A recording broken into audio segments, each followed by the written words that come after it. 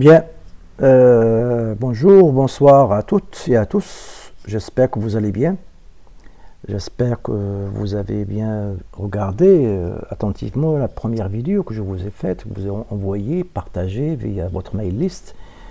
Et je profite de l'occasion pour vous dire les vidéos que je vous envoie ainsi qu'éventuellement d'autres enseignants. Évitez de les regarder comme si vous regardez un film ou une vidéo, je ne sais pas, d'un chanteur, je ne sais pas que non. Lorsque vous regardez vos vidéos, enfin, en particulier les vidéos que je vous envoie, il faut être devant votre terminal, votre PC personnel et avoir un bloc-notes, avoir une gomme, un crayon et en même temps vous prenez des notes, vous arrêtez la vidéo chaque fois que c'est nécessaire, toutes les 3 minutes, 4 minutes et éventuellement s'il y a des travaux pratiques à faire, vous les faites au fur et à mesure. Donc ça c'est entre parenthèses, mais c'est important parce qu'il y a certains étudiants voilà, qui prennent leur portable et voilà, ils regardent la vidéo, ils sont dans un café, ou je ne sais pas, ou endormis, ou je ne sais pas, bref, couchés. Donc évitez de faire ce jour-là parce que c'est du travail, hein, c'est vrai, c'est un nouveau système pour vous, cet enseignement à distance et avec vidéo enregistrée ou avec des lives, mais il faut s'adapter et travailler comme si on est dans classe. Bien évidemment, c'est l'inconvénient avec les vidéos, c'est que c'est enregistré, c'est pas interactif. Mais l'avantage, c'est que vous pouvez l'arrêter à chaque moment. Vous pouvez l'arrêter et prendre des notes, refaire la séquence afin que vous puissiez comprendre parfaitement chaque concept et chaque élément traité pendant le cours. Très bien. Cette parenthèse étant faite, alors, je reviens par rapport à ce que je vous ai dit la dernière fois, c'est-à-dire la dernière fois, on va continuer quand même aujourd'hui le cours, c'est-à-dire sur les commandes, CMD, c'est-à-dire utiliser votre système d'exploitation avec le CMD parce que ça vous permettra de mieux comprendre les choses, comment ça se passe et comment le système d'exploitation gère cette chose-là. Alors, la dernière fois, je vous ai donné un document. Enfin, le document que je vous ai envoyé par ça, c'est pas celui-là. Donc, celui-là, ce que je vais adopter aujourd'hui, parce que l'autre document que je vous ai envoyé, c'est vrai, c'est un document très très intéressant. Il a été fabriqué par quelqu'un et a traduit par un autre. Et je vous l'ai envoyé parce que il est assez riche et assez consistant. Il fait presque 121 pages et ça parle un petit peu de tout. Donc il y a probablement et même sûrement il y a des choses qu'on ne va pas traiter. Par exemple l'aspect réseau, on ne va pas le traiter parce que question de temps. Hein. On a j'ai uniquement 12 séances avec vous, c'est-à-dire 40 heures, et on a 3 gros chapitres, système d'exploitation, tableur et base de données. Donc je suis désolé, je ne pourrai pas traiter avec vous toutes les choses. Mais ce document, disons, vous pouvez le garder et vous pouvez le regarder, vous pouvez le traiter éventuellement chaque fois que c'est possible afin d'avoir quelque chose de fiable, parce que c'est l'information qui est décrite ici, elle a été bien résumée, disons, mais c'est un document public. Et ça va vous permettre de vous ouvrir un petit peu sur la maîtrise de votre système, un système d'exploitation, et en particulier le système d'exploitation que vous utilisez, à savoir Windows 7 ou Windows 10 ou autre, ou même les Windows qui vont venir, parce que cette chose-là, les choses qu'on est en train de voir, sont des choses qui sont indispensables. Bien, alors je ne vais pas utiliser aujourd'hui ça parce que vu que c'est assez complexe, enfin assez complexe pour certains, etc. C'est vrai, il est assez consistant, ça traite pas mal de choses qu'on ne va pas voir, telles que les aspects réseau, question de temps, mais il y a des choses au niveau des bases, au niveau des commandes, c'est-à-dire pour comprendre comment on va écrire des commandes, etc. C'est assez exhaustif. Alors aujourd'hui, je ne vais pas prendre cette chose-là, je vais utiliser un autre document que je vais vous enverrer avec la vidéo, un document, disons, qui est relativement réduit et qui permet, disons, c'est un document également public que je vais utiliser pour vous parler, continuer un petit peu les choses que nous avons vues dernièrement. c'est-à-dire le fameux CMD, et comment interagir avec votre ordinateur grâce à des commandes expertes, parce que avec la souris, pourquoi j'en parle? Parce que avec la souris, vous n'avez pas toutes les possibilités. Et la souris vous cache beaucoup de choses, c'est-à-dire il y a une interface graphique, vous cliquez, vous recliquez, etc. Et là, on n'apprend pas bien les choses, on ne sait pas qu'est-ce qui se passe réellement. Donc par contre, avec le système, avec ce mode-là, le mode commande, là, vous avez la possibilité d'exécuter, c'est-à-dire vous allez avoir un terminal, un mode invite qui est devant vous, et vous pouvez exécuter des choses. Et même ça pourrait vous servir dans le monde professionnel parfois, lorsque vous serez amené à travailler quelque part, etc., d'exploiter les ressources informatiques via ce mode-là expert. Très bien. Donc je reviendrai sur ce document-là, ça vous permettra de suivre. Hein. En fait, moi, généralement, lorsque je fais un cours, lorsque je fais des cours sur le système d'exploitation, eh ben, j'utilise le mode terminal, et comme je vous l'ai déjà montré, ce mode terminal, on peut avoir toutes les commandes directement. Voilà, je l'exécute devant vous. Je peux vous parler ici des commandes que nous avons, etc. On peut faire chaque commande. Par exemple, la dernière fois, j'ai fait les commandes mkdir, donc voilà, je fais ça, le help de mkdir, et voilà, ça me donne, si vous voulez, la commande mkdir, qu'est-ce qu'il permet de faire, ainsi que sa syntaxe, et les options qu'ils utilisent. Donc là, si vous voulez, le cours, il est là, il est dans votre système, puisque la majorité des systèmes d'exploitation disposent d'un help. Bien évidemment, il faut comprendre un petit peu de quoi il s'agit, etc. Mais bref, pour vous faciliter la tâche, donc je vais utiliser ce support-là tout à l'heure, afin que vous puissiez avoir une trace. Et ça va vous aider à rédiger vos notes pour vous-même. Très bien. Donc, mais avant ça, je vais ouvrir une parenthèse, et puisque on est toujours dans le chapitre système d'exploitation, je vais vous montrer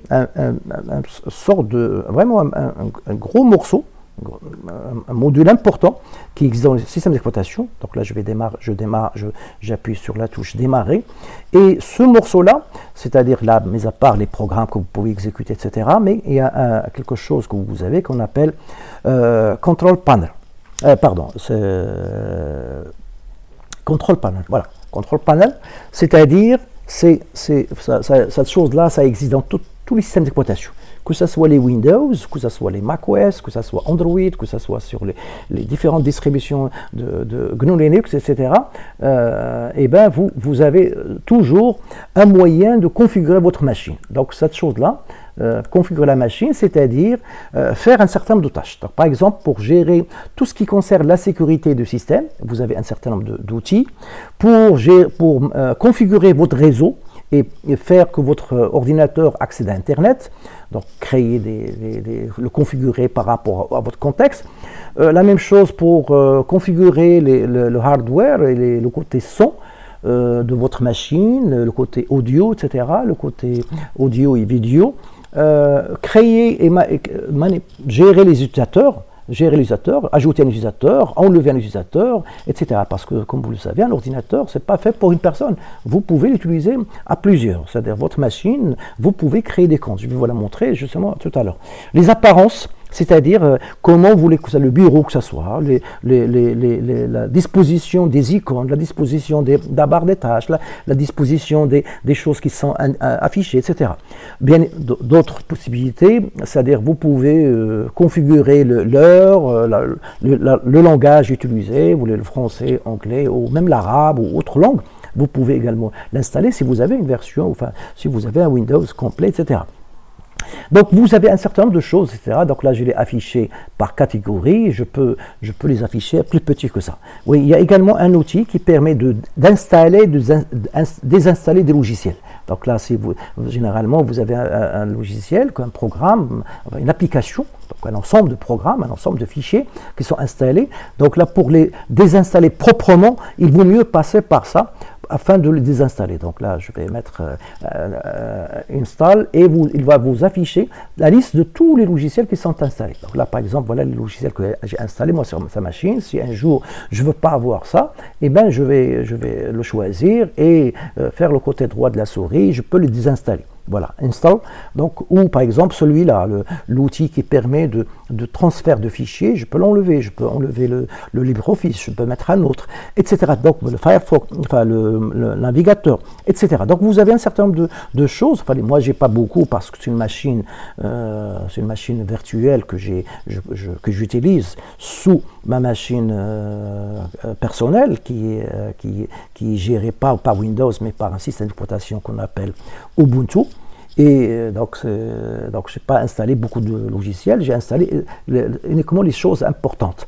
Donc là, j'ai également Opera que j'ai installé, un autre navigateur, Notepad, un traitement de texte, etc. etc. Donc vous pouvez, c'est-à-dire grâce à cet outil de control panel, c'est-à-dire de configuration, de panneau de configuration, vous pouvez désinstaller proprement, hein, éviter d'effacer des fichiers, etc. comme ça, non, parce que le système, lorsque vous installez une application, eh ben, croyez-moi que le système va changer beaucoup de répertoire, beaucoup de choses, il va toucher à plein de choses qui sont propres au système.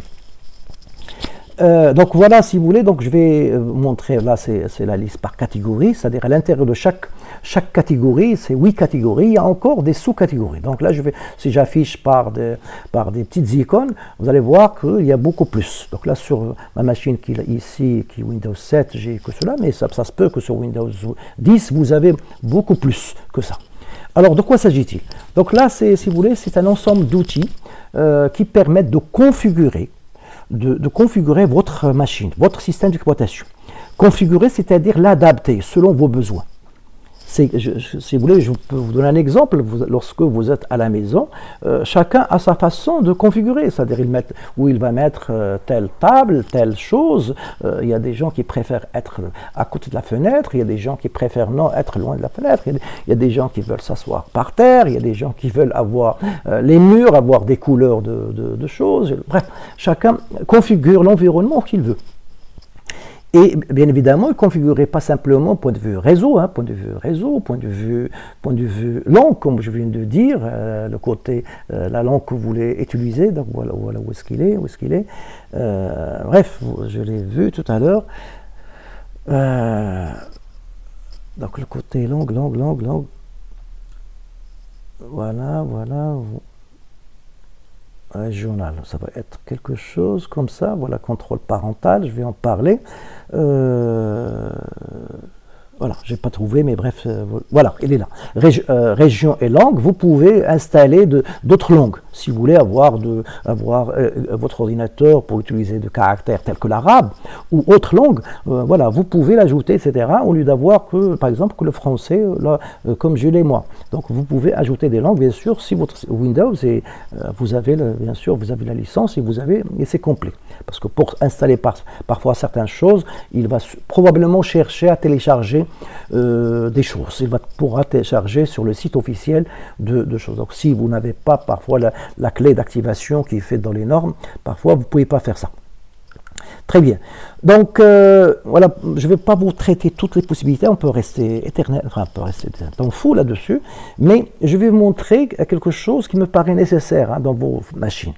Donc je vais utiliser cette chose-là, c'est-à-dire le user account, c'est-à-dire pour gérer les comptes utilisateurs.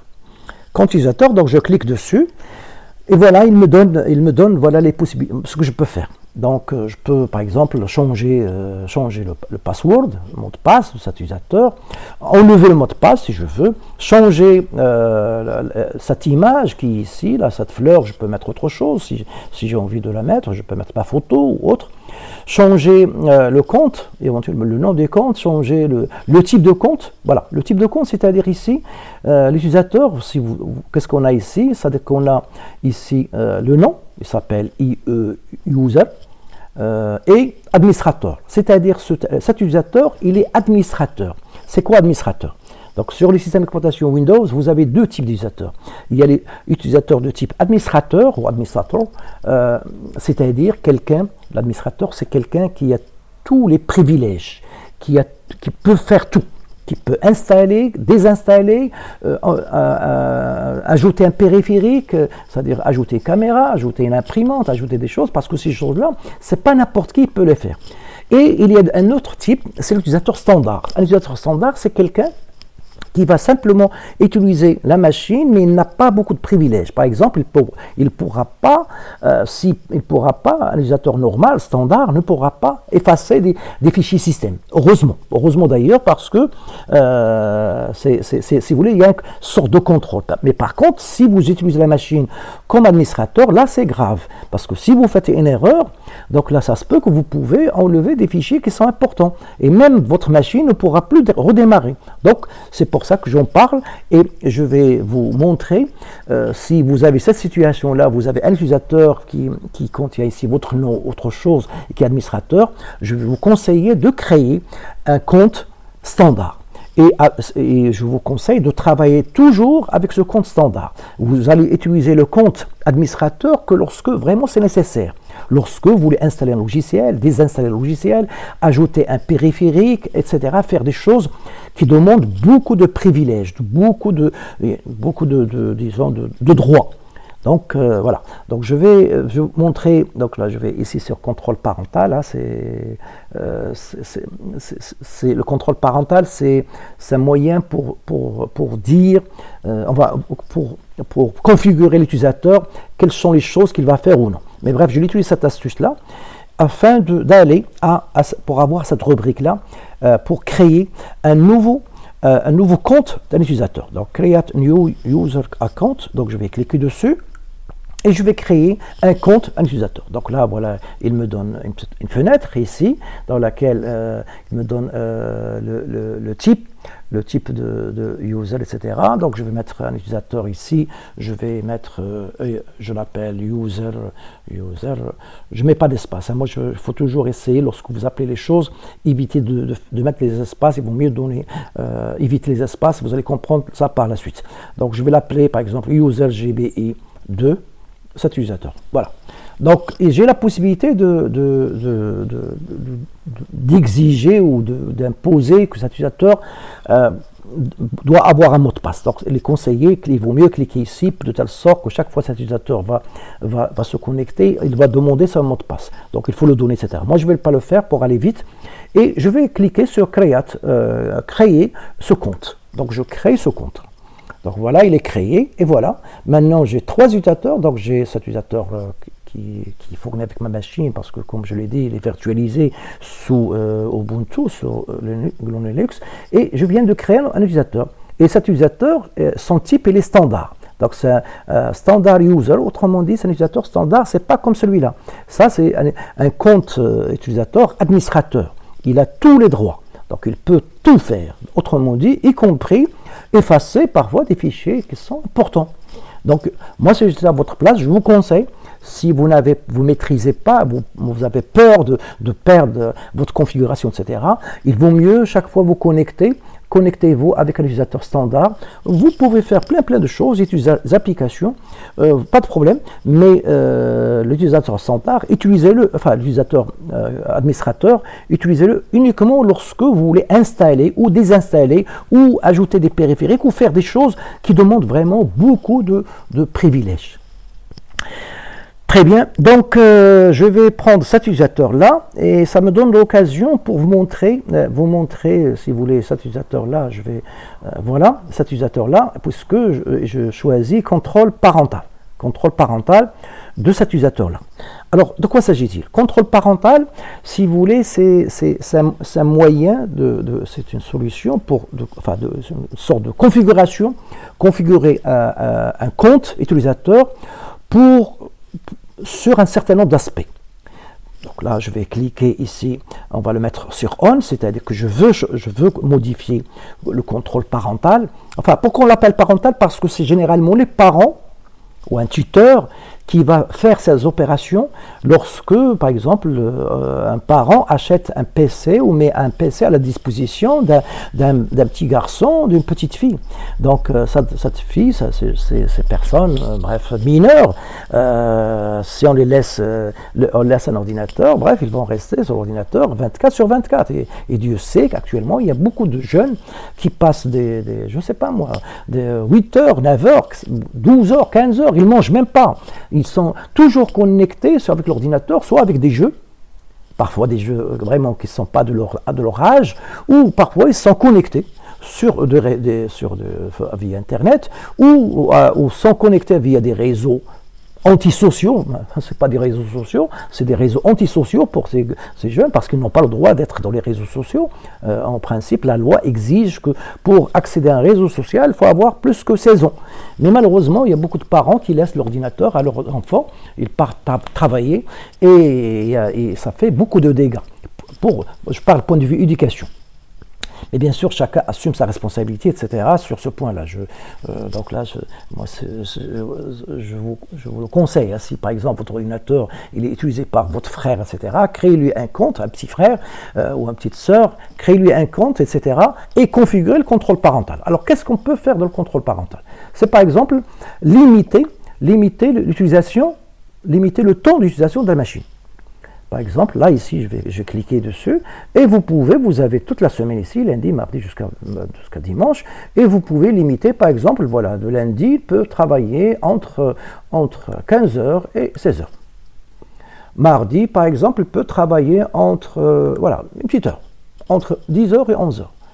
Mardi, il ne peut pas utiliser. Mercredi, là, il peut utiliser par exemple ici parce qu'il n'a pas cours. Donc voilà, l'après-midi, on peut lui donner 3 heures. Jeudi, niet. Vendredi, niet. Samedi, par exemple, en fin d'après-midi, lorsqu'il a fait tous ses devoirs, etc., on peut lui donner l'accès à l'ordinateur. Dimanche, pareil, on peut faire, non, il va se réveiller, il faut qu'il dorme. Donc là, on va lui donner, dans la matinée, s'il veut utiliser l'ordinateur, eh bien, il faut qu'il se réveille. Il faut qu'il se réveille tôt. Il va utiliser pendant ces... Voilà. Donc voilà les fourchettes. Pardon, ici c'est bloqué. On va le bloquer ici, pardon. Donc là, c'est inversé à ce que je viens de dire. Donc là, les heures qui sont pas en bleu, ça veut dire que j'ai pas couché. Il pourra pas utiliser. Donc inversé. Désolé, j'ai pas vu la chose. Mais bref, c'est un détail. Donc là, c'est simplement pour montrer qu'un ordinateur, vous pouvez le configurer au niveau de l'utilisation. Donc l'utilisateur GBI2, voilà les temps qu'il ne pourra pas. Donc les choses que je viens de cocher, c'est le temps qu'il ne pourra pas utiliser la machine. Par exemple, on pourrait dire, voilà, il ne pourra pas utiliser, dans ces heures-là, c'est interdit. À partir de 20h, le soir, etc., c'est interdit. Voilà, c'est interdit, etc. Voilà, c'est interdit. Ici, ici, c'est vraiment interdit. La même chose, par exemple, même on peut cocher cela, etc. Et garder uniquement les heures que les parents, parce que c'est eux qui sont responsables. Donc c'est pour ça qu'on appelle ça contrôle parental. OK?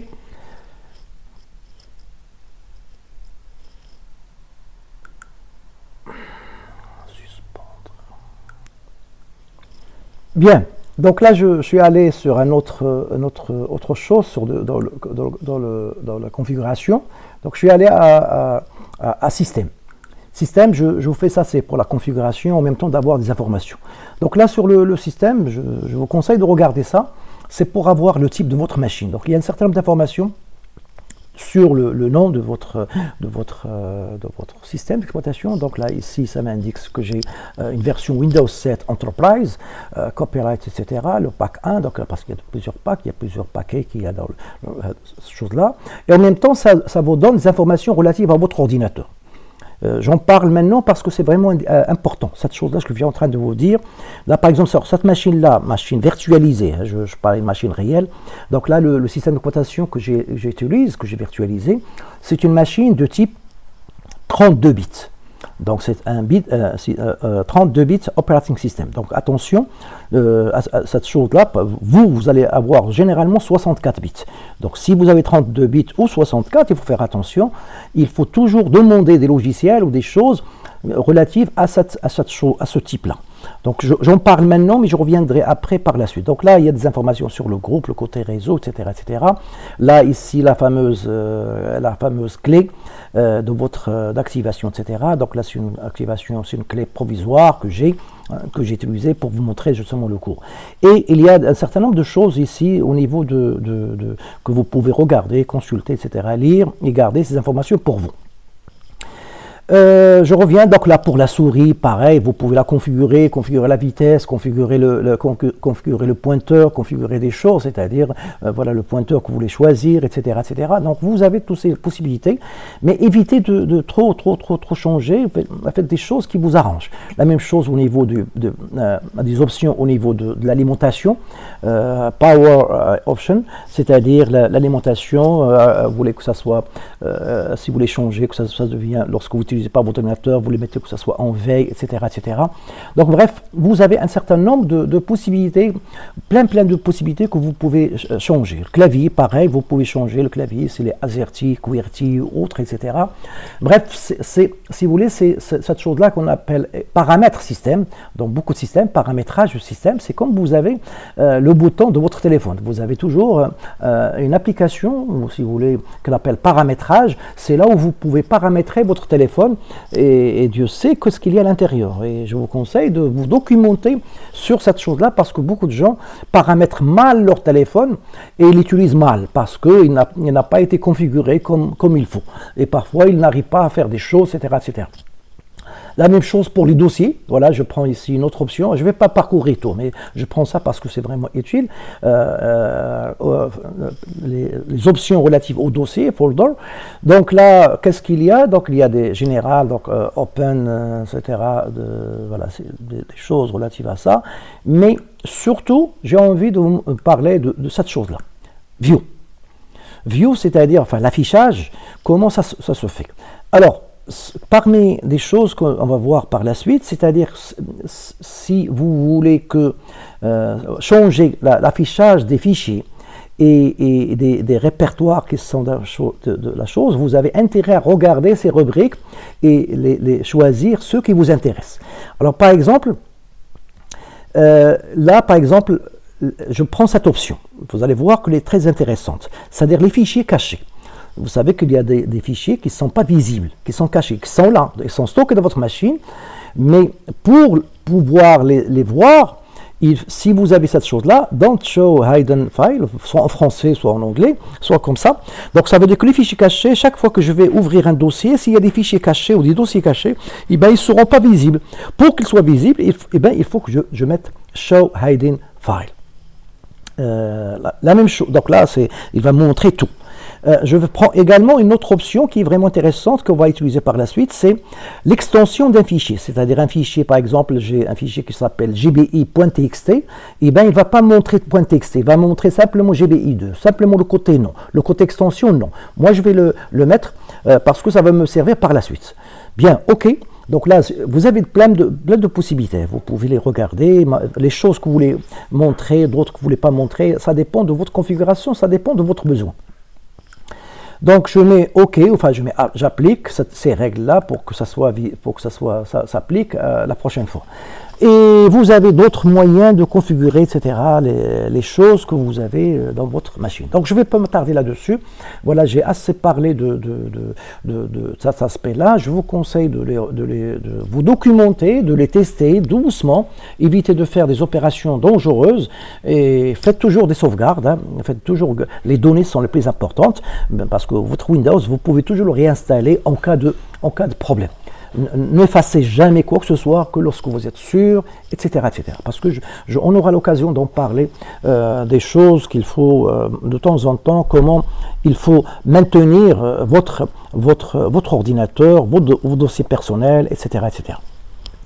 Bien, je vais m'arrêter là pour cet aspect-là parce que c'était vraiment nécessaire que vous sachiez, enfin moi, certains d'entre vous ne maîtrisent pas assez cette chose-là qu'on appelle panneau de configuration, qui est vraiment quelque chose qui existe dans tous les systèmes d'exploitation. Je dis bien dans tous les systèmes d'exploitation, y compris le système d'exploitation que vous utilisez sur vos smartphones, c'est-à-dire Android ou iPhone. Donc vous avez, il faut savoir, il faut paramétrer en fonction de vos besoins.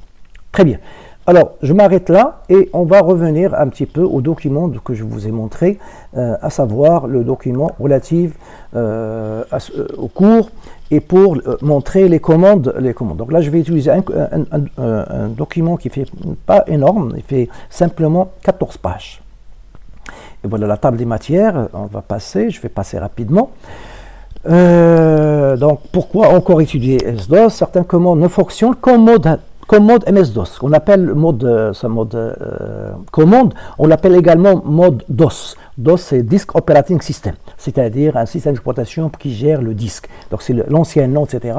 Alors, pourquoi on l'utilise? C'est parce que vous en aurez besoin. À un moment donné, vous ne pouvez pas faire ça avec la souris, vous ne pouvez pas faire avec cliquer. Voilà pourquoi c'est nécessaire. Donc il est toujours, comme c'est indiqué sur le document, il est toujours nécessaire de savoir se servir d'une interface texte, c'est-à-dire se servir de ce terminal-là, c'est-à-dire se servir de ce que je viens de choses que je viens de parler la dernière fois, c'est-à-dire le fameux CMD. Alors je vais le lancer comme ça, donc je vais fermer configuration et je vais le lancer. Donc comme vous le savez, soit je l'ai ici, commande prompt, ou je peux faire ici CMD, ou je peux dire ici run, exécuter en français, exécuter, je mets CMD. Donc là, CMD, et je mets OK pour voir qu'il m'affiche, voilà mon écran. C'est-à-dire mon écran que j'ai configuré la dernière fois, c'est-à-dire grâce à la touche, voilà ici, en haut, côté droit de la souris, propriété, etc. Sur le document que je vous ai donné, il y a seulement 4 ou 5 pages qui vous montrent un petit peu, qui résument un petit peu toutes les choses que je vous ai montrées pour configurer l'environnement, l'allure, la taille, etc., la couleur, la fonte, etc., etc. OK, donc on va utiliser cette chose-là, donc c'est le fameux terminal et les commandes, on va continuer d'autres commandes que nous n'avons pas pu voir la dernière fois. Bien, je reviens à ce document-là. Donc il est toujours nécessaire de savoir se servir de cette interface. L'interface, c'est-à-dire via les commandes encore employées pour certains programmes. Par exemple, pour formater des choses, on a besoin de ça, pour tester le côté réseau, etc. Donc vous avez le test de réseau, vous serez amené à utiliser ce genre de choses, ces commandes-là. Donc là, je vais vous la montrer, ping. Ping, c'est-à-dire c'est envoyer, envoyer un paquet à une machine. Donc voilà, je vais la tester devant vous. Ping, c'est-à-dire je vais envoyer un paquet à la machine de Google. Voir est-ce que la machine Google est accessible à partir de mon PC. Donc je mets ping, donc je l'envoie, voilà, ça marche. Autrement dit, qu'est-ce qu'il me dit? Il a envoyé, le système, il a envoyé 32 octets à cette machine-là, à cette machine www.google.fr. Voilà son adresse IP, c'est-à-dire son numéro au niveau international, c'est un numéro qu'il a à Google, et il a envoyé ça 4 fois. Donc il a envoyé 32 octets. Et donc le premier paquet, le premier envoi, on dit ping, c'est comme si on joue au ping-pong. Ping-pong, c'est-à-dire le jeu de table, Korat Tawila. Donc le premier paquet a demandé 39 millisecondes, deuxième 30, le troisième 28. Bref, disons, voilà ici, vous avez la moyenne, donc le maximum, la moyenne, etc. Voilà, en moyenne, un paquet pour l'envoyer à la machine de Google, et bien ça me prend en moyenne, voilà, c'est average, ça me prend 31 millisecondes. OK, le maximum, ça prend 39, etc. Donc là, c'est sa moyen qui permet de tester est-ce que ma machine est connectée à Internet. Autrement dit, là, je vais faire un autre pinguer au serveur de notre université, UM5, um5.ac.ma. Ça, c'est le site de l'université. Donc, c'est une machine qui héberge le site web de l'université. Voilà, malheureusement, je l'ai testé par hasard. Cette machine-là, Request Timeout, autrement dit, il a essayé d'envoyer, voilà l'adresse IP de cette machine-là, et ça ne répond pas. Bref, donc comme ça vous allez avoir un exemple, ce n'était pas prévu, je fais un CLS, j'efface l'écran, je vais faire un autre ping, je vais envoyer ça à votre ami Facebook, facebook.com je crois. Hein. Voilà, votre ami Facebook, il est là, il répond rapidement, voilà, ça prend en moyenne 28 millisecondes, etc. Donc vous pouvez tester, pour tester votre réseau, vous pouvez tester avec cette commande-là, ping. Hein. Alors, ping, c'est vrai, c'était pas prévu que je fasse cette commande-là, mais bref, c'est un moyen. Donc là, je vais mettre un help ping, pour vous montrer un petit peu de quoi ça parle. This commande, donc bref, il n'a pas de choses, donc il me dit que le help, il n'a pas de help, cette commande-là. Mais il y a moyen de le faire, autrement. Et même ici, il me le dit, je mets help ping, il me dit, this command is not, c'est non supporté par l'utilitaire de help, mais je peux toujours essayer cette manière-là de voir le help. Donc je vais mettre ping, et je mettrai slash point d'interrogation. Voilà, il me donne ça, donc le help ne marche pas. Donc parfois, si un help ne marche pas, vous mettez help d'une commande, mettez la commande suivie d'espace, slash, et pas anti-slash, slash, c'est-à-dire les obliques là de ce côté-là, et point d'interrogation. Donc c'est demander un petit peu comment on écrit cette commande-là. Donc il vous dit ses usages, c'est-à-dire voilà comment on écrit cette commande, donc ping. Vous pouvez mettre -t, -a, -n,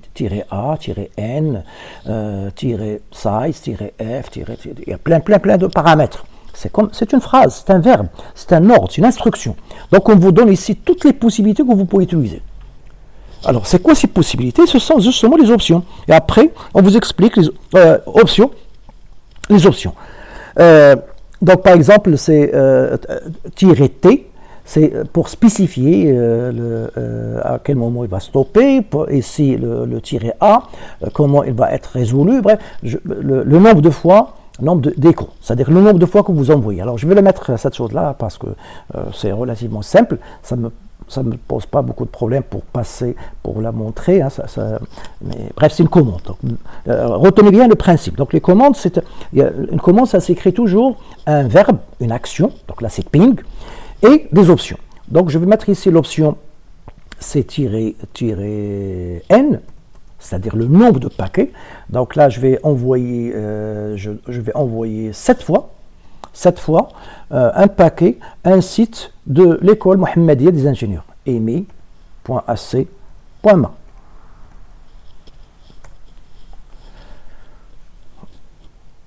Alors là, c'est encore les deux sites de l'école d'ingénieurs, l'école des ingénieurs ne marchent pas, celui de l'université ne marche pas. Bref, c'est pas grave, on va utiliser des sites, on va utiliser celui de Maroc Télécom, IAM.ma, je pense, c'est ça le site. Voilà.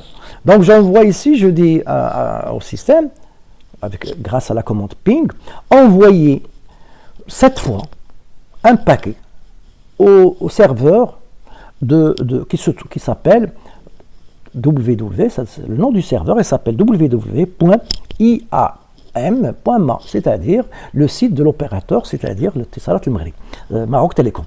Donc voilà, il a envoyé 7. Si vous comptez, il y a 7, etc. Voilà, c'est relativement rapide parce que c'est local, c'est pas comme tout à l'heure, j'ai envoyé sur Google, c'était 30 et quelques. Là, c'est presque, en moyenne, c'est 9 millisecondes. Donc c'est assez rapide puisque, j'allais dire, c'est pas local, c'est pas un réseau local, mais c'est pas loin, il va pas parcourir l'océan, etc., pour arriver à ça. Mais on peut tester plein de choses, hein. Je pourrais tester FR Wikipédia, voilà le site que je vous conseille de regarder très souvent. Voilà, j'envoie ça à Wikipédia, donc j'envoie FR. Wikipédia, il a des sites qui sont hébergés aux États-Unis, je crois en Australie, en Europe, plein de, etc. Et donc il est allé à ce site-là. Vous pouvez connaître, si vous voulez, où est-ce qu'il est situé. Donc là, généralement, ça prend en moyenne 53 millisecondes. Ok, donc voilà un exemple, enfin tout ça je l'ai fait parce que c'est sur le document.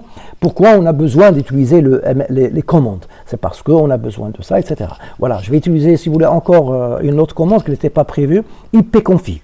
Ipconfig, c'est une commande qui permet de connaître, si vous voulez, l'adresse IP. L'adresse IP, c'est-à-dire l'adresse Internet de ma machine. Donc ipconfig.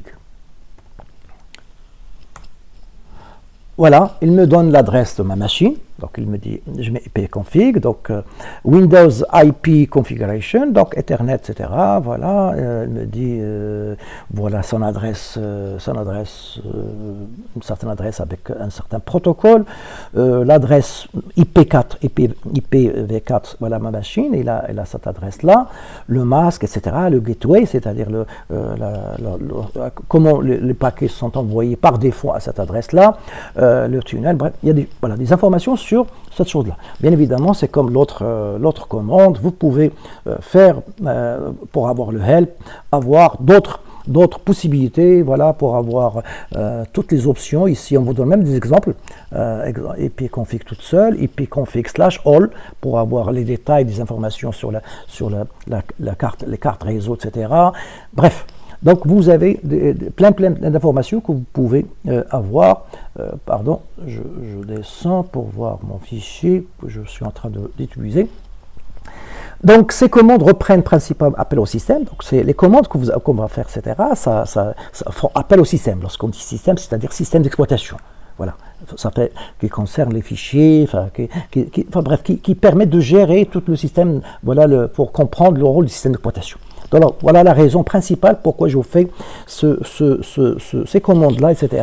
Et en même temps, ça vous permet d'apprendre, si vous voulez, un langage. Parce que là, les choses que je suis en train de faire, ce ping, ce ipconfig, ce CLS, ce mkdir, etc., ce sont des instructions pour un langage, de commande que j'utilise.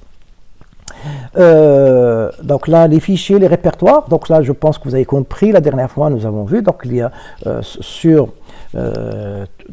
votre support, votre disque, ou votre clé USB, etc. Chaque fois, vous avez un support dans lequel vous sauvegardez des données, des directories ou des fichiers. Et bien, il y a le répertoire racine, anti-slash, c'est celui-là. Et dans ce répertoire, vous créez des sous-répertoires. Voilà, ici un répertoire projet qui contient lui aussi d'autres sous-répertoires ou des fichiers, un autre sous-répertoire, etc., etc. Donc il y a cette arborescence, etc. Bien, ici, ça vous parle d'une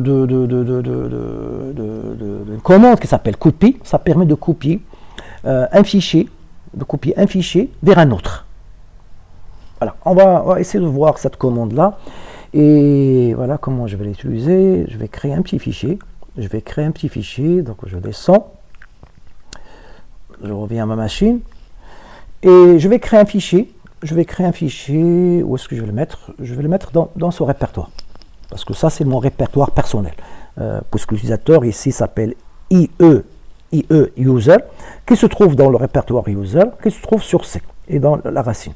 Donc je vais créer un fichier, et je vais l'enregistrer là. Alors, je vais le créer avec toi, tout simplement, avec un outil le plus simple du monde. Je vais l'utiliser, voilà, programme, je fais tout doucement, accessoire, et je vais utiliser un logiciel, enfin, un outil de traitement de texte, un éditeur de texte très très simple, qui s'appelle Notepad. Voilà, je vais utiliser celui-là. Notepad, donc vous le connaissez tous. Donc voilà, Notepad, voilà, j'ai un fichier qui n'a pas de nom, et je vais créer un fichier. Donc là, je vais créer bonjour tout le monde. Voilà. Bonsoir les GBI, les GBI2 de promotion 2020, 2021. Voilà, comme ça vous saurez, comme c'est la vidéo que j'ai fabriquée, c'est pas une vidéo qui existe, etc. Donc, etc. Donc voilà ce fichier-là. Je vais sauvegarder ce fichier. Donc fichier, et je vais le sauvegarder.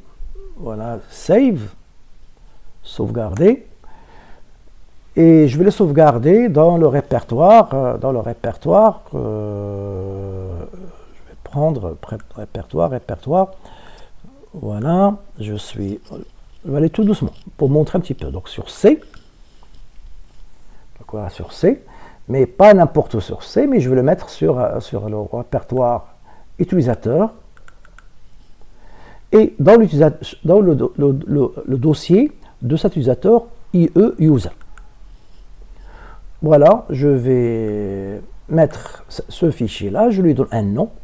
Je vais l'appeler tout simplement GBI 10, et je ne vais pas donner d'extension. Autrement dit, lui, il va donner cette extension. Il va l'appeler en réalité GBI 10.txt. Je pourrais éventuellement changer, mettre all file, et je mettrai moi-même l'extension. Mais bref, je laisserai par défaut comme ça. Et je dis save.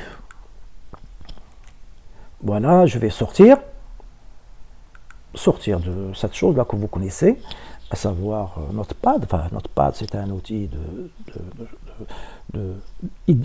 c'est pas un traitement de texte, c'est pas Word, mais c'est un petit traitement de texte qui permet d'écrire du texte, etc. Donc j'efface l'écran, le CLS, et je vais faire un petit dire, c'est-à-dire, je vais demander qu'est-ce qu'il y a dans ce répertoire. Autrement dit, donnez-moi qu'est-ce qu'il y a dans ce répertoire. Donc dire, et ben il me dit, voilà, il y a plein de choses, il y a plein de dossiers. Il y a ce répertoire contact, desktop, documents, download, favoris, etc. Et il y a ce fichier GBI 10.txt. Donc l'heure n'est pas bonne, bref, c'est pas grave. Et voilà, la taille de ce fichier contient 61. Très bien. Alors, tout ça, c'est pour montrer la fameuse copie. Comment copier un fichier vers un autre, ou vers un autre emplacement, ou vers clé USB, ou etc. Donc, j'efface l'écran. Enfin, j'efface l'écran, je ne suis pas obligé d'effacer l'écran à chaque fois. Je le fais simplement pour vous rappeler. C'est un moyen pour vous que vous rappelez, etc. Donc voilà, je descends, enfin, je n'écris rien. Et je vais faire copie. Mais avant de faire copie, je vais quand même utiliser le help de cette commande-là. Donc je peux mettre copie comme ça, et slash point d'interrogation, pour connaître comment on utilise ce copie. À quoi ça sert? C'est quoi? Je me donne, c'est quoi? Copie de l'aide. Au secours, je veux de l'aide. Donc voilà, slash point d'interrogation. Donc cette commande, qu'est-ce qu'il me dit?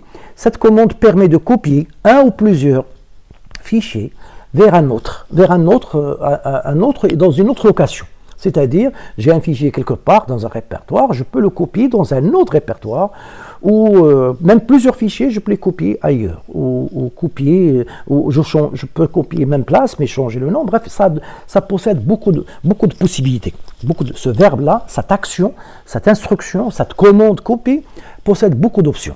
Donc il y en a un certain nombre ici, il y a les options, c'est slash A, slash B, slash D, slash V, slash N. Bref, il y a plein d'options. Bref, et je descends, voilà, c'est la fin de help. Donc, il y a pas mal d'options qui sont utiles selon vos besoins. Alors, je ne vais pas vous montrer toutes...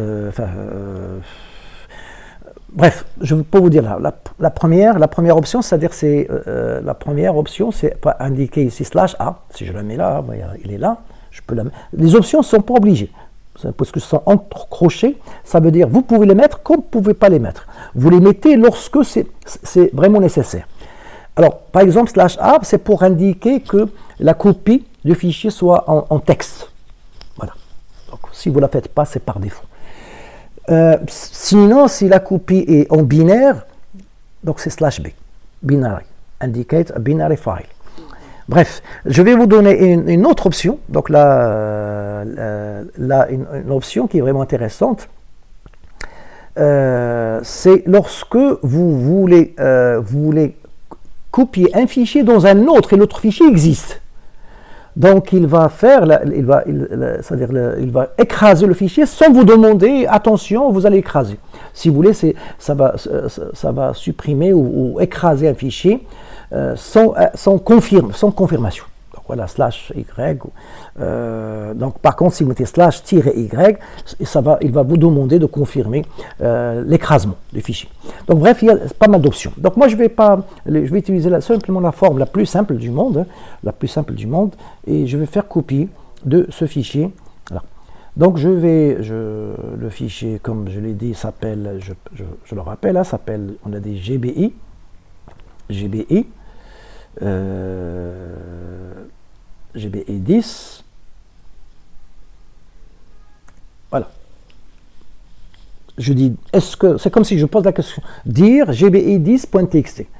Et là, c'est comme si je demande, est-ce que ce fichier existe? Oui, il me dit, oui, il existe, etc. Donc voilà, je fais cette chose-là pour que le nom de fichier soit devant moi.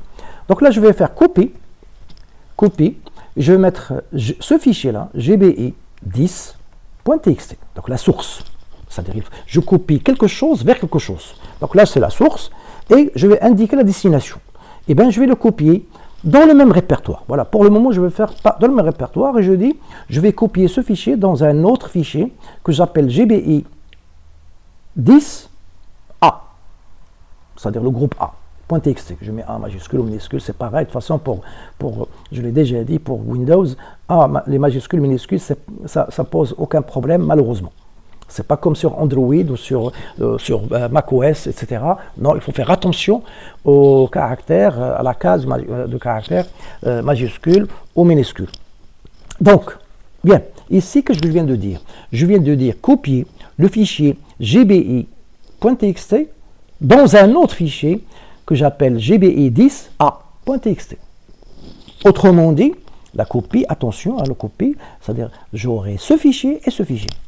Donc je lance, voilà, il me répond, un fichier a été copié, donc c'est in English, pour vous, si vous avez en français, vous allez avoir ça, c'est écrit, un fichier a été copié, etc.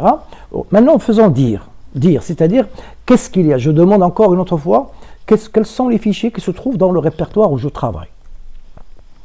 Eh bien, il me dit, voilà, il y a des choses qui étaient avant, etc., ça, et voilà le fichier qui était avant.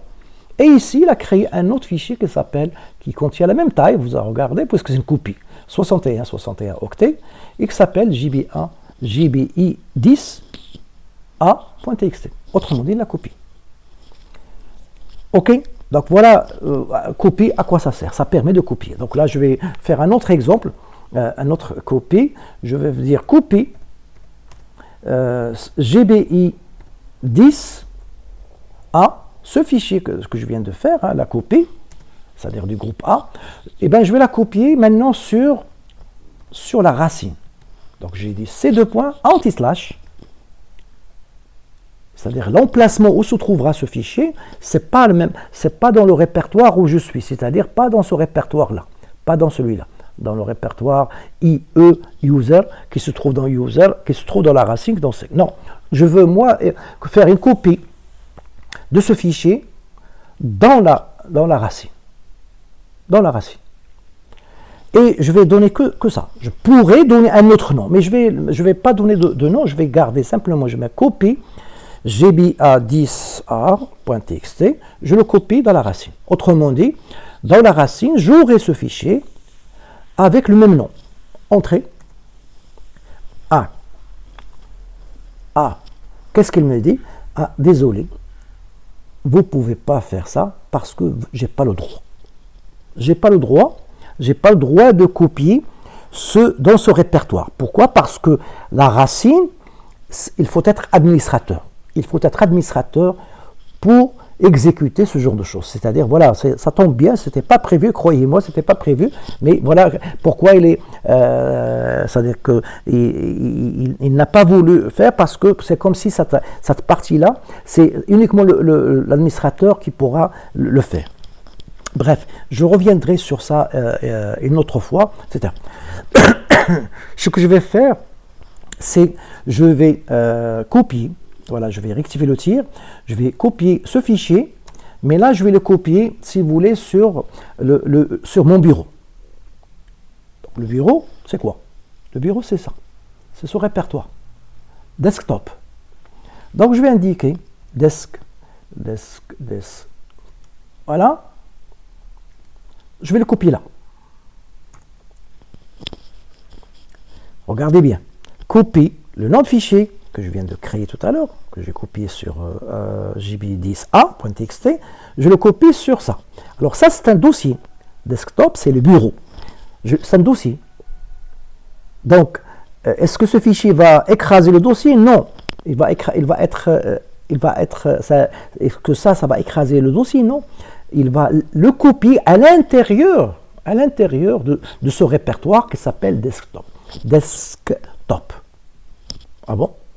Eh bien, on va voir le bureau. Et voilà. Regardez le fichier que je viens de copier. Il est dans la chose. Je vais vous montrer les propriétés de ce fichier-là, côté droit. Et bien voilà, c'est un fichier qui s'appelle gbi10.a. C'est un fichier texte qui a été fabriqué avec l'application Notepad. Et voilà sa taille, etc. Voilà l'emplacement. Il se trouve dans le répertoire desktop, qui se trouve dans IE user, qui se trouve dans le répertoire user, qui se trouve dans la racine. Et voilà, ça a été fait aujourd'hui même, c'est-à-dire today, 29, hein, regardez en bas, hein, c'est aujourd'hui même, etc. Ok, donc voilà, il a mis une icône ici, c'est-à-dire parce que c'est un fichier texte, donc il choisit ce genre d'icône. Revenons à notre chose, revenons à notre terminal. Maintenant, je vais copier ce fichier.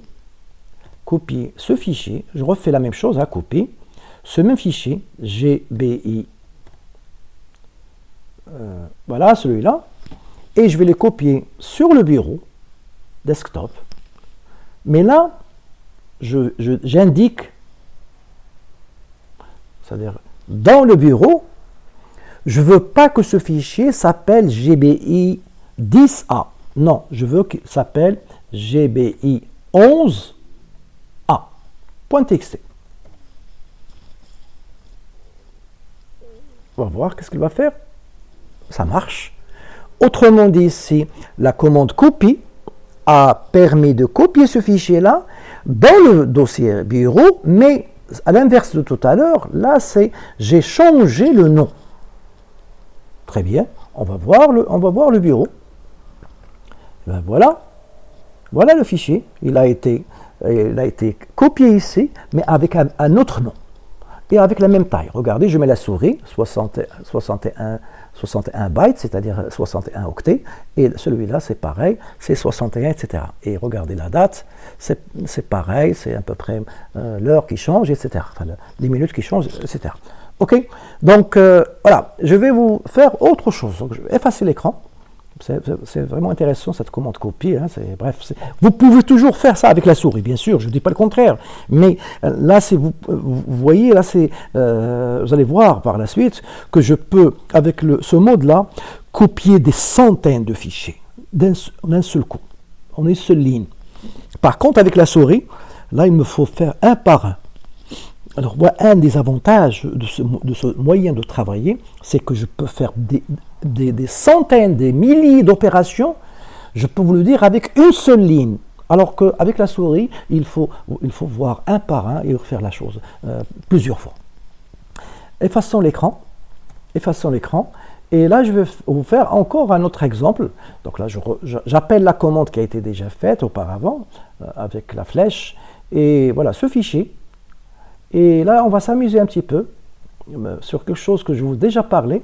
Je vais appeler ça, je vais l'appeler toujours GBI. GBI2 underscore B. .pdf. Donc je copie l'action, ce fichier, un fichier texte que j'ai fabriqué avec Notepad, et Notepad bloc voilà, Notepad, et je le copie dans le bureau avec un nom que j'appelle GBI2 underscore B. Donc, je vous fais ça parce qu'il faut éviter de mettre des espaces. Éviter de mettre des espaces lorsque vous utilisez ce genre de choses. Et même, c'est même déconseillé, chaque fois que vous créez des fichiers, des répertoires, etc., évitez de mettre les espaces parce que vous allez voir le pourquoi de la chose. Ça va vous compliquer l'existence si vous mettez des espaces. Mais bref. Mais maintenant, j'ai donné l'extension PDF. Alors pourquoi je vous fais cet exemple-là? C'est tout simplement parce que je vous ai déjà parlé. Attention, l'extension ou l'icône ne veut rien dire. Donc là, vous savez tous et toutes que ce fichier, c'est un fichier texte. Il contient bonjour tout le monde, etc., etc. Et je vais le copier en PDF. Donc, lançons, voilà, ça passe, très bien. Regardons maintenant dans le bureau.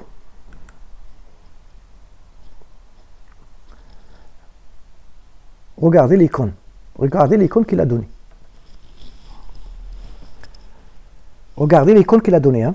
Voilà, GBI2 underscore B. Lui a donné une extension comme si c'est un fichier HTML. Donc apparemment, si vous regardez ce fichier et ce fichier, vous allez là, ça c'est un fichier texte, ça c'est un fichier HTML ou autre chose, c'est pas du texte. C'est pas comme cela. Donc tout simplement, pourquoi il a fait ça? Parce que Windows, malheureusement, il associe l'icône en fonction de l'extension.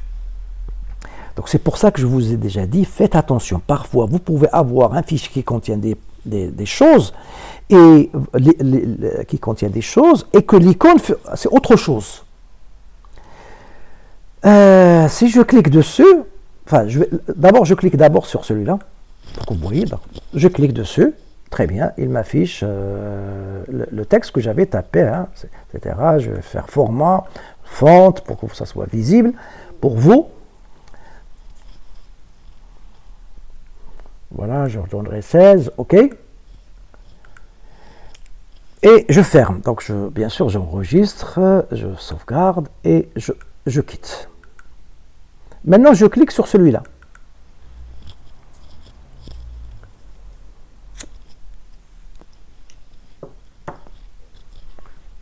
Qu'est-ce qu'il est en train de faire là?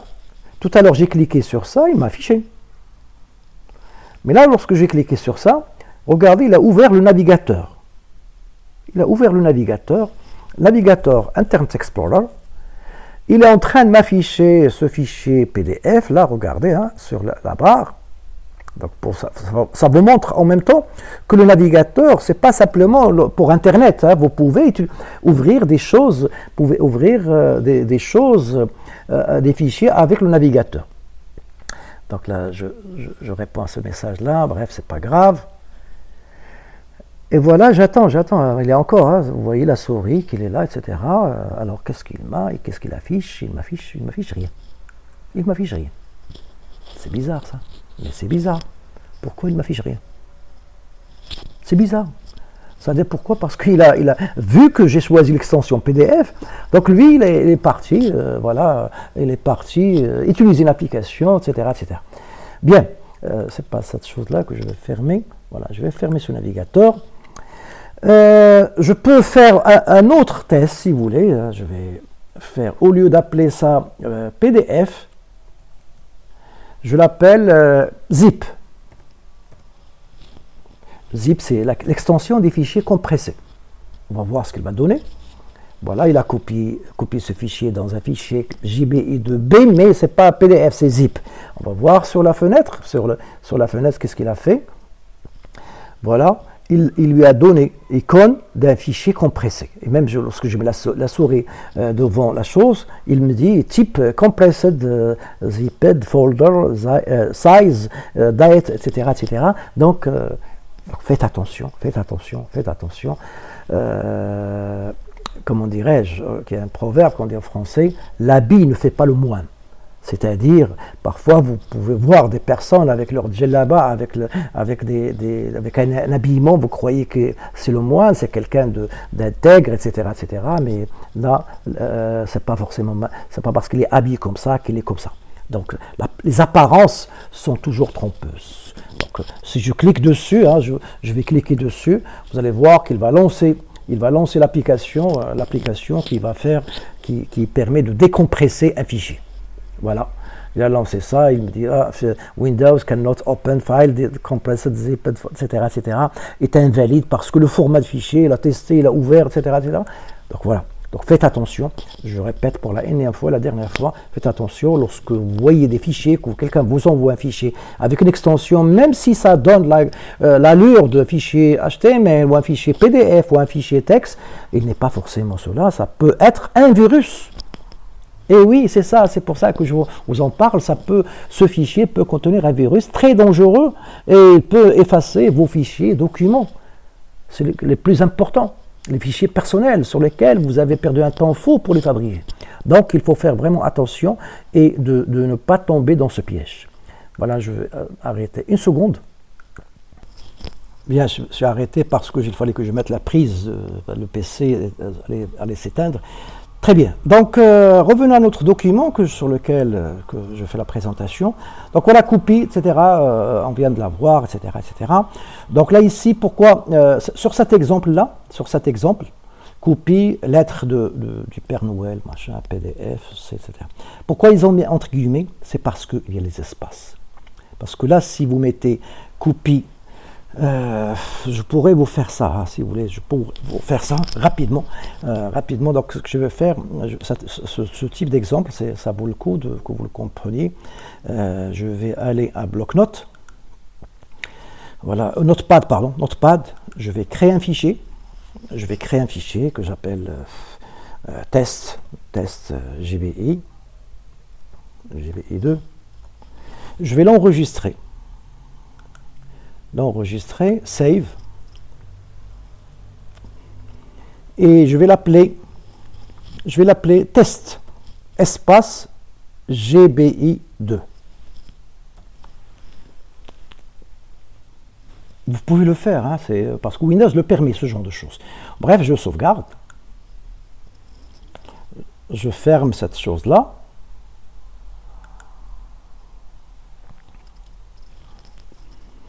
Où est-ce que je l'ai sauvegardé? J'ai oublié où est-ce que je l'ai sauvegardé. Je vais voir, Voilà, je l'ai sauvegardé dans le user. Donc, voilà. Donc, voilà le fichier que je viens de créer, que j'ai appelé test GBI2. Donc, test espace GBI2.txt. Très bien. Voilà, je vous parle à cause de cet espace. Imaginez que je veux copier ce fichier test que je viens de créer, gbi2.txt, je vais le copier sur un autre. Donc je vais faire copie, je vais le faire rapidement, l'ordinateur va s'éteindre. Copie test gbi2.txt, je vais l'appeler test 11.txt. Entrée. Et voilà. Qu'est-ce qu'il me dit le système ici? Il me dit, enfin, soit en français, ça dépend de lorsque vous allez faire ça. Le système ne peut pas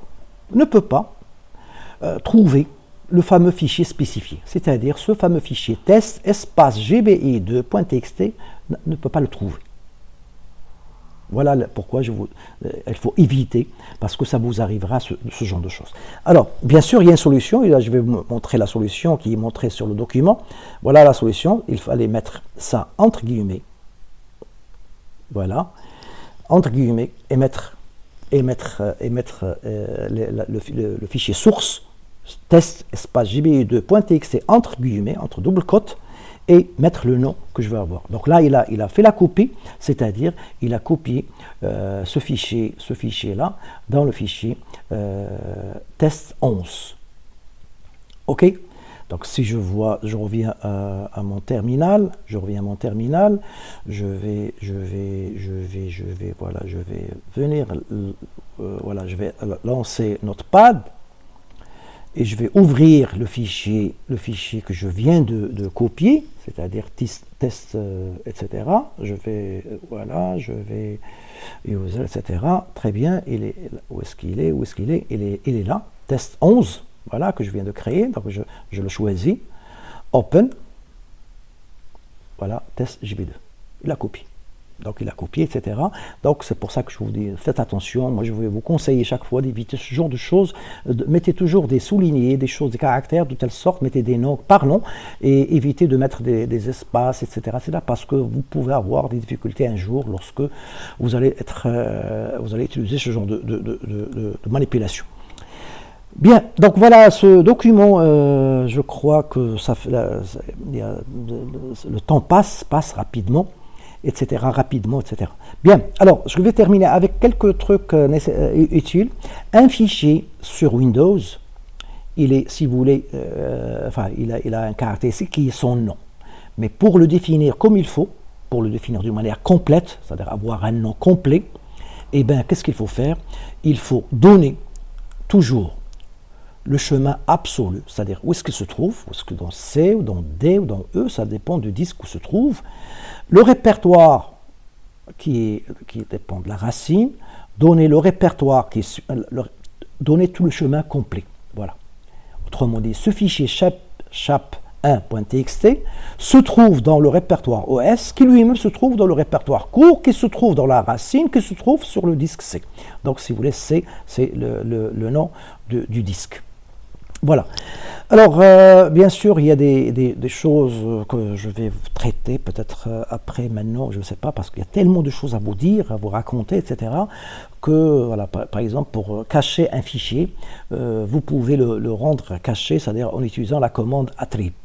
Attrib, je ne sais pas si ça va me prendre du temps ou non. Bref, mais en attendant de traiter ça, je veux quand même vous retenir une chose, parce que ce document, vous allez le recevoir.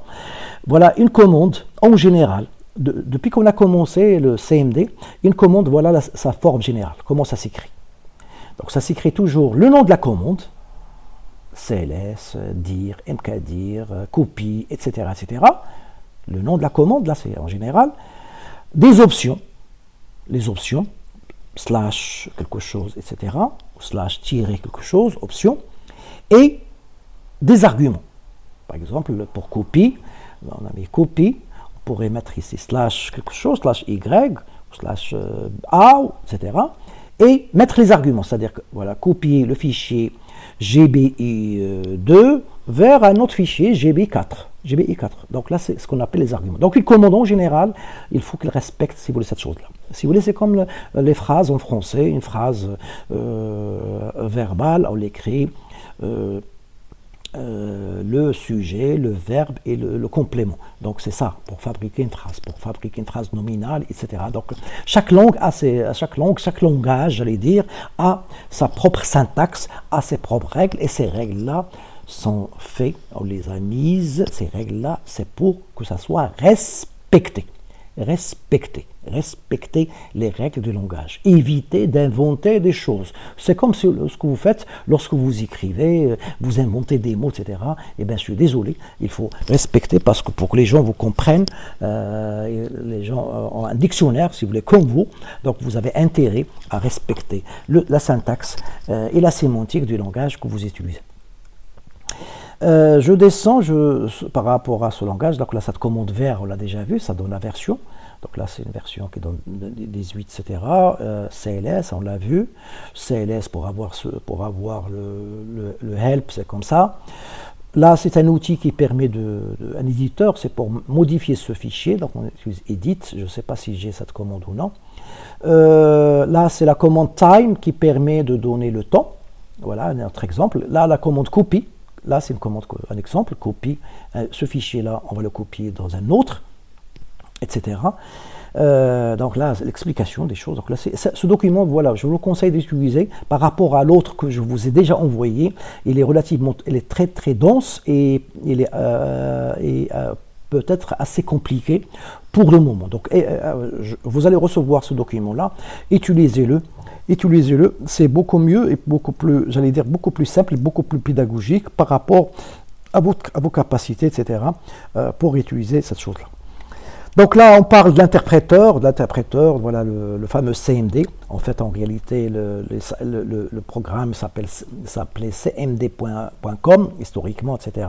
Et maintenant, il y a une commande qui s'appelle cmd.x, c'est-à-dire c'est un fichier binaire, exécutable, qui permet de faire tout ce qu'on est en train de faire. Comment lancer l'interpréteur, donc soit Windows, même les anciens, etc., c'est presque pareil. Donc toujours démarrer, programme, commande, etc. Ou sur XP, sur 2000, sur 2007, vous avez vu ça, etc., ça rappelle. Donc là, sur Windows, sachez qu'il y a deux types de commandes. Deux types de commandes. Ou même trois, mais principalement deux. Il y a les commandes qu'on appelle commandes internes. Internes et les commandes dites externes. Les commandes internes, si vous voulez, sont des commandes qui sont incluses, qui sont dans le CMD. Dans cette chose qu'on appelle CMD, que vous exécutez, et bien ces commandes elles sont dedans. Quelles sont ces commandes-là? C'est ces commandes que j'ai déjà utilisées, à savoir CD, changer le répertoire. Alors je vous rappelle, hein, CD, hein, je vais aller ici pour vous donner le help. Je vais effacer l'écran. Help CD. Voilà, help CD. Ça permet, donc, il permet beaucoup de choses. Ça permet d'afficher le nom de répertoire où vous êtes, ou de changer le répertoire courant où vous êtes. Vous êtes quelque part, vous pouvez aller dans un autre répertoire. Donc, comment on l'utilise? Vous avez deux manières, soit chdir, change directory, ou simplement cd. Et vous mettez chdir, le répertoire que où vous voulez partir. Ou sinon, il y a cd, c'est pour aller au paire du répertoire où vous êtes. Voilà, je reviens ici. Si je suis là, je mets cd, voilà ce qui va arriver, regardez, je suis actuellement dans le répertoire IE user, qui se trouve dans le répertoire users, qui se trouve sur la racine. Donc je mets cd, voilà, je ne suis plus dans le répertoire IE user, mais je suis maintenant dans son paire. Son paire, c'est user. Je vais encore refaire cette chose-là, cd, je suis dans user, là je suis dans user. Voilà, pour afficher le répertoire où je suis, je fais cd simple, sans rien. cd tout court, ça me donne le répertoire où je suis. Si je mets cd, eh bien, je ne serai plus dans le répertoire users, mais je serai dans son paire. Donc, c'est quoi ce répertoire? C'est l'anti-slash. C'est le répertoire, la racine. Je veux aller au répertoire paire de celui-là. Voilà, je peux la faire maintes fois, je vais rester voilà, sur le paire. Il n'y a pas de paire de la racine. La racine, c'est le root, si vous voulez, c'est la limite. Donc, tout ça, c'est pour vous montrer un petit peu la syntaxe que je viens de vous faire. Donc, je vais effacer l'écran et vous montrer la syntaxe que vous pouvez afficher également dans votre PC en faisant help cd. Donc, cd, aller à un répertoire, un chemin. Donc le drive, le disque, et le chemin, ce qu'on appelle path, et cd, pour aller à son paire, et ou au lieu d'écrire soit chdir, soit cd, c'est pareil. À vous de choisir le mot qui vous convient. Donc, spécifie pour changer, pour aller, c'est-à-dire pour indiquer qu'on veut aller aux parents du répertoire. Voilà, c'est écrit en anglais, hein, je vous traduis. Et en français, vous allez avoir dans votre terminal, votre écran, vous allez avoir ça probablement en français. Donc là, bref, il y a des explications, des choses de plus, etc., que vous pouvez lire doucement, etc., comme vous le voulez. Je reviens donc à la chose. Donc, il y a CD, CLS, copy, date, del, dir, echo. Oui, echo, voilà, on peut la faire rapidement, cette commande-là, echo. C'est une commande qui permet d'afficher un message, tout simplement. Je vais la faire. J'efface l'écran. Echo. Bonjour. Bonjour, les GBI. GB2. Voilà. Ou, à la limite, sans guillemets, hein, si je ne veux pas avoir de guillemets, moi je fais ça comme ça, parce que je suis habitué un petit peu à un système sur macOS ou sur GNU Linux, etc. Généralement, on écrit un écho, c'est-à-dire écho, c'est faire l'écho. Voilà, on peut l'écrire comme ça. Bonjour, JB. Donc, vous écrivez ce que vous voulez, donc ça permet d'afficher. C'est un moyen d'afficher un message, afficher un message, etc., que vous pouvez faire. Voilà, je vais tester autre chose. CLS, point virgule. C'est point de point, non, non, de point, non. Je suis en train de voir l'enchaînement des commandes, mais bref, on verra ça par la suite. Donc voilà, il y a un certain nombre de commandes. Donc là, donc il y a dire, écho, dire, on l'a vu, ça permet d'afficher les fichiers quelque part. Je le rappelle, c'est vrai, on n'a pas détaillé beaucoup cette commande-là. Donc si je vous donne ici dire le help avec cette manière-là, c'est une commande qui est très très riche. Ça permet d'afficher la liste de tous les fichiers et de tous les sous-répertoires qui se trouvent dans un répertoire. Donc il a pas mal d'options. Et donc vous pouvez avoir des options vraiment intéressantes. Par exemple, vous voulez afficher les fichiers qui ont un attribut, les fichiers cachés. Donc vous allez faire dir /a/h. On va la faire. CLS dir /a, c'est-à-dire l'option A et H. Et là, il m'a affiché les fichiers qui sont cachés. Ces fichiers-là, ou ces dossiers-là, sont cachés, ne sont pas visibles. Si vous ne la faites pas, je fais dire tout court.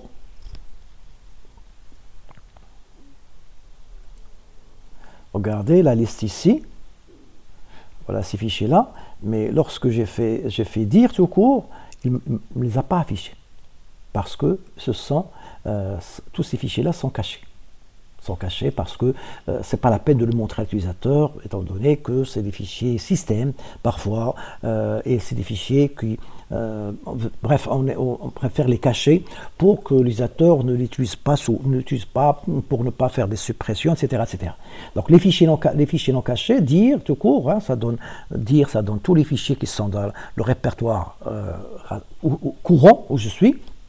Ça me donne la date, l'heure, le type, dire ou la taille, et le nom du fichier. Et ça me donne la fin ici, combien de répertoires, combien de fichiers j'ai. J'ai 2 fichiers qui contiennent 34 bytes, et j'ai 12 répertoires, et l'espace libre, c'est tout ça. Si je veux avoir comment dirais-je, les fichiers ou les répertoires selon certains critères, et bien j'ajoute l'option.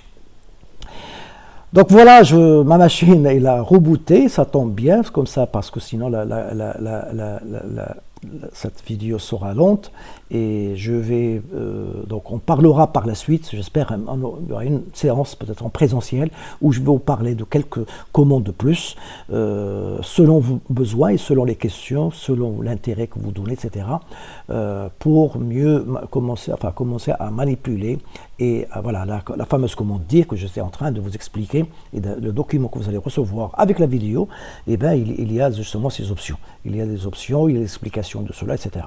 Donc je vais essayer de vous expliquer cette notion de fichier générique avec des caractères spéciaux, c'est-à-dire lorsqu'on fait ce genre de choses, dire étoile quelque chose, dire, etc., dire étoile point, voilà, dire avec des points d'interrogation.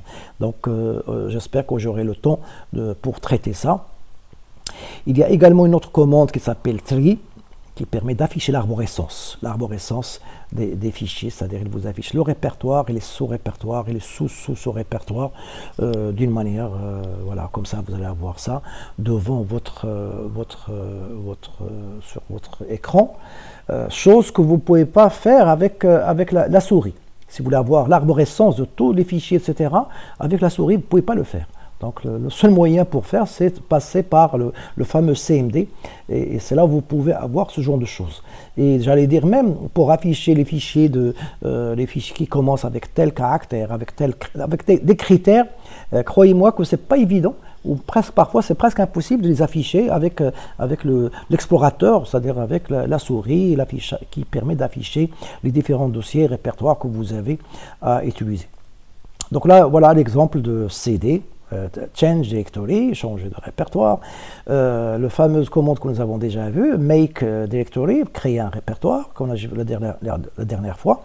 Donc je vous conseille de regarder l'autre vidéo et la regarder tout doucement et de prendre des notes et de pratiquer. Donc remove directory, on l'a vu également la dernière fois pour effacer un répertoire, etc. Avec les options, la copie qu'on vient de voir à l'instant. Donc, etc. Il y a une autre qui permet de déplacer, déplacer un fichier vers de l'emplacement. Move, c'est différent de copie. Copie, ça laisse la copie et ça fait une autre. Move, non, ça permet de déplacer. Le fichier, vous avez un fichier quelque part et vous faites un move, il ne sera plus dans l'emplacement initial. Il sera déplacé dans un autre emplacement. Donc, il faut faire attention à ça. Il y a renommer un fichier, donc renommer, changer de nom, donc rename. Donc là, avec la souris, vous faites ça souvent avec côté droit de la souris et vous faites rename. Mais là, vous pouvez le faire grâce à la commande rename. C'est comme copie. Simplement, cette chose-là, il ne va pas copier. Il va changer ce fichier-là. Par exemple, rename readme.txt, il va l'appeler lesémoi.txt. Donc, ce fichier, ce nom n'existera plus. Il sera remplacé par celui-là. Et bien évidemment, vous pouvez renommer plusieurs fichiers. Voilà ce que je voulais vous dire tout à l'heure. Regardez cette ligne, on va la traiter dès qu'on se verra. Renommer tous les fichiers qui sont de type texte, tous les fichiers. Ça se peut que j'aurai 1000 fichiers qui sont de type quelque chose, un nom .txt. Eh bien, je ne veux pas garder ce nom-là, je veux leur donner le nom .old. Eh bien, je peux le faire en une seule ligne. Regardez. Donc, change toutes les extensions, change toutes les extensions de tous les fichiers qui sont de type TXT en fichier old. Donc, ce qui fait, voilà, une raison de plus pourquoi il est nécessaire d'utiliser cette chose-là, ce système de commande, parce que vous allez être rapide et efficace. La même chose, vous pouvez, par exemple, regardez les exemples ici, vous pouvez effacer, pas simplement un fichier ou deux fichiers, mais vous pouvez effacer des centaines de fichiers. Et ces fichiers, ils peuvent se trouver sur un répertoire. Vous pouvez effacer une centaine de fichiers qui se trouvent dans le répertoire 1, d'autres qui sont dans le répertoire 2, 3, tout ça sur une même ligne. Donc, voilà un petit peu l'avantage pourquoi il faut, ce langage-là, il est vraiment intéressant et utile à connaître. Attrib, voilà, c'est la commande qui permet de changer un fichier, vous lui changez des droits ou les attributs. Par exemple, un fichier, vous pouvez le rendre caché. Voilà, pour le rendre caché, il suffit d'ajouter attrib plus h, un fichier. Donc ce fichier secret.txt, il ne sera pas visible, il sera caché. Ou pour enlever que ce soit plus caché, eh bien, vous pouvez faire -h. Pour rendre un fichier utilisable uniquement en lecture, donc vous faites attrib plus r et le nom du fichier. Fichier toto.txt, un nom de fichier quelconque, un exemple. Donc ce fichier toto.txt sera utilisable uniquement en lecture. En lecture seule. Autrement dit, quelqu'un veut l'effacer, eh bien, il ne pourra pas l'effacer. Donc voilà, si vous voulez, cette notion de attrib. Bref, j'espère qu'on aura encore une autre occasion, soit en présentiel, soit via une vidéo, pour vous donner encore plus de possibilités sur ce langage-là et sa richesse. Donc, je vous signale qu'il y a énormément de commandes qui sont très très utiles et très intéressantes que je vous conseille à connaître pour vous